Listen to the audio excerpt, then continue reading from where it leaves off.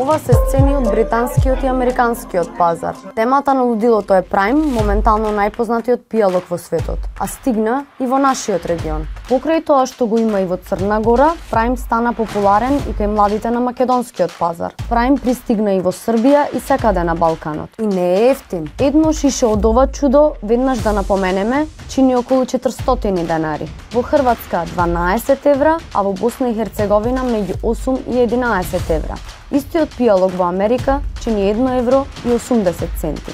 Доаѓаат во две верзии. За хидратација во пластично шише, кое е безалкохолно и не содржи кофеин. И енергетска верзија, која е во лименка, а досега е трајно забранета во Словенија. Потврдено е од страна на РТЛ дека и Хрватска го забранува енергетскиот пијалок Prime. Надзор врши санитарната инспекција на Државниот инспекторат. Додека Prime Hydration во пластична амбалажа останува на полиците, енергетскиот Prime е забранет бидејќи содржи елтеанин, аминокиселина, која е забранета во безалкохолните пијалоци. Се наоѓа во листовите на зелениот чај и е одобрен во додатоците во исхраната. Изваденото, изолирано од листот, не е одобрено како нова храна од Европската комисија, според Хрватскиот институт за јавно здравје. Покрај тоа, една лименка од 355 мл содржи 200 мг кофеин. Тоа е како да пиете тројно еспресо, бидејќи една шолја содржи околу 70 мг кофеин.